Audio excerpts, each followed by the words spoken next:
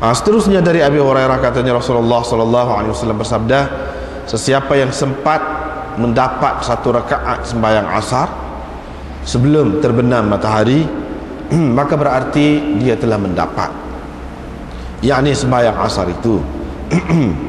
Dan sesiapa yang telah mendapat serakaat sembahyang fajar sebelum terbit matahari, berarti dia telah mendapat, yakni mendapat sembahyang fajar itu.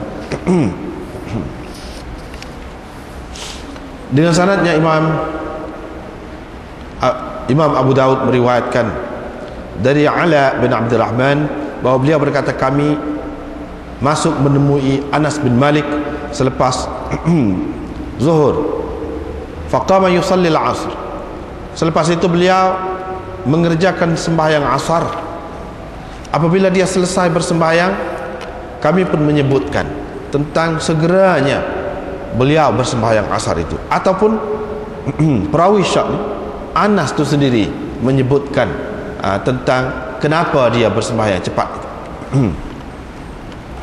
Dengan mengatakan, saya telah mendengar Rasulullah sallallahu alaihi wasallam bersabda, itulah sembahyang orang-orang munafik, itulah sembahyang orang-orang munafik, itulah sembahyang orang-orang munafik.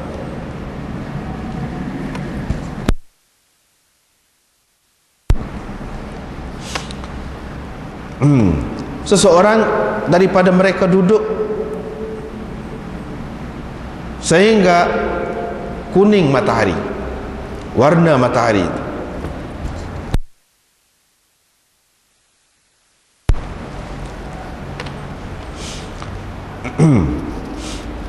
Fakanat baina qarnai syaitanin, dan matahari telah berada di antara 2 tanduk syaitan. Ataupun ala, bukan baina, tapi ala qarnai syaitan, yani sehingga matahari berada di atas 2 tanduk syaitan. Baru dia bangun dan mematuk 4 kali, la yadhkurullaha azza wa jalla fiha illa qalilah, di mana dia tidak mengingati Allah azza wa jalla dalam sembahyangnya itu kecuali sedikit. Diriwayatkan dari Ibnu Umar bahwa Rasulullah sallallahu alaihi wasallam bersabda, orang yang terlepas sembahyang asar seolah-olah dia telah kehilangan ahli keluarga dan harta bendanya. Abu Daud berkata, Ubaidullah bin Umar menyebutkan utira. Perselisihan tentang lafaz ini berlaku pada Ayyub, ala Ayyub fihi, dalam menyebutkan lafaz ini. Zuhri meriwayatkan dari Salim dari ayahnya dari Nabi sallallahu alaihi wasallam, baginda bersabda wutira, bukan utira, yakni dari segi maknanya sama, tapi lafaz itu. Seterusnya riwayat daripada Abu Amr, yakni Al-Auza'i, wa dzalika antara, yakni ketika mana terlepas sembahyang asar tu, manakah waktu yang dikatakan apabila seseorang itu terlepas sembahyang asar seolah-olah dia telah kehilangan ahli keluarga dan harta benda dia tu, mana waktunya itu? Wa dzalika, yaitu pada ketika engkau nampak sesuatu di atas tanah ni, di atas muka bumi ini kuning. Engkau nampak kuning sesuatu, yakni kerana kuningnya warna matahari itu. Pada masa itu baru semaya, itu makna termasuk dalam terlepas, masuk dalam terlepas semaya asal itu, bukan makna terlepas waktu. Nah, sekat tu.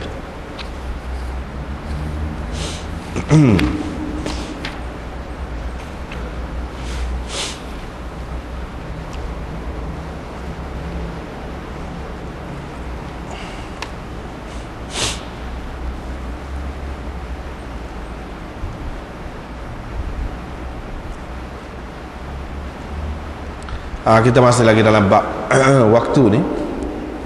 Panjang juga bab waktu ni, macam-macam cara dia. Ini bab tentang waktu sembahyang zuhur. Semuanya Imam Abu Daud buat mari ni tentang waktu sembahyang. Lepas tu dia kadang-kadang lagu ni nak cerita punca khilaf ulama lah. Iaitu kerana mereka, orang ni kata molek sembahyang awal, mana dia pegang dengan mana? Pegang dengan ni. Itulah tujuan dia. Orang ni kata sembahyang lewat tu ketika teduh sikit, ketika tak panas dah sikit, hak tu lebih afdal. Dia ambil mana? Ada juga sini. Itulah dia nak cerita. Lepas tu apa yang dia tarjih hak ni, dia tidak pakai hak ni, itu masing-masing mengikut ijtihad masing-masing. Mengikut ijtihad masing-masing.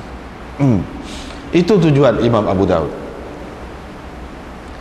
Misalnya dalam hadis yang pertama ni, hadis Jabir bin Abdullah, dia berkata, saya bersemayam zuhur bersama Rasulullah, saya ambil segenggan anak batu ataupun pasir, kepar dalam tangan.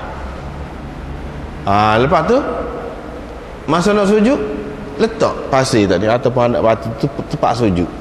Supaya apa? Supaya sejuk sikit. Kalau tu sujud di atas tempat, atas tanah tu panas.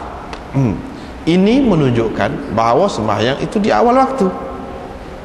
Tu dia nak je. Sebab di awal waktulah yang jadi panas tu. Kalau sudah teduh dah, tak panas dah lah.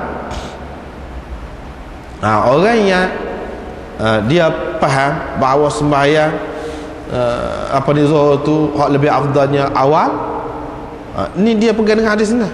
Saya selalu bersemayam zuhur bersama Rasulullah, iaitu pada waktu panas.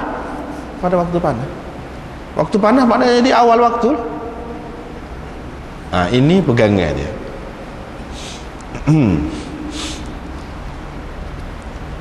Satu perkara yang boleh diambil daripada sini. Perkara yang kedua,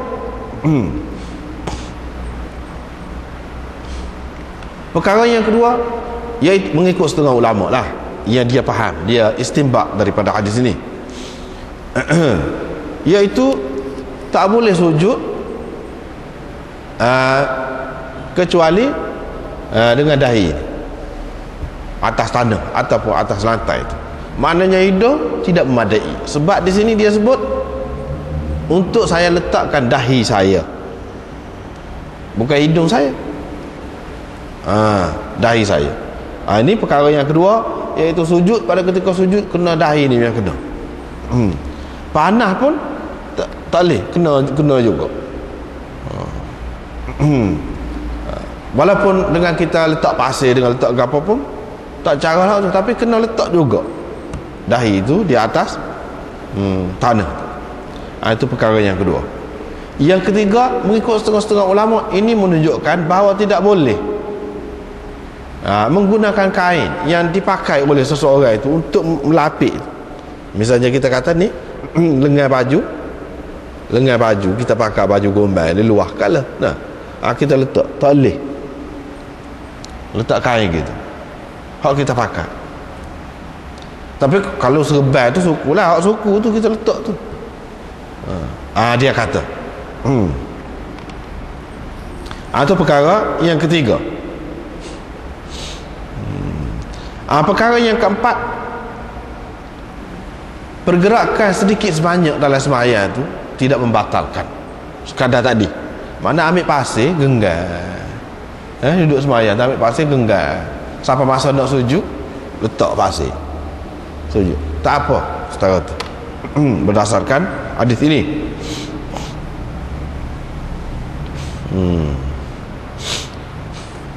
Itulah dalil-dalil bagi orang yang mengatakan begitu. Dalilnya hak tadi lah, dia faham daripada, dia ambil daripada hadis ni. Bagi orang yang tidak setuju, dia bantah. Dia bantah. Apa bantahan dia nya? Betul, kalau kita terima hadis ini panas sangat, menunjukkan sembahyang di awal waktu. Kalau kita terima memang di awal waktu sungguh, maka hadis ini sudah mansuh, kata dia. Satu, hadis ini sudah mansuh dulu, ni cerita dulu. Hak kemudiannya seperti hadis hak lepas ni kita baca sahabat Nabi SAW nak ban, Nabi SAW kata abrid, tunggu, sejuk dulu, biar sejuk dulu. Berkali-kali nak ban, mana masuk waktu dah lah nak ban tu, yang nak ban tu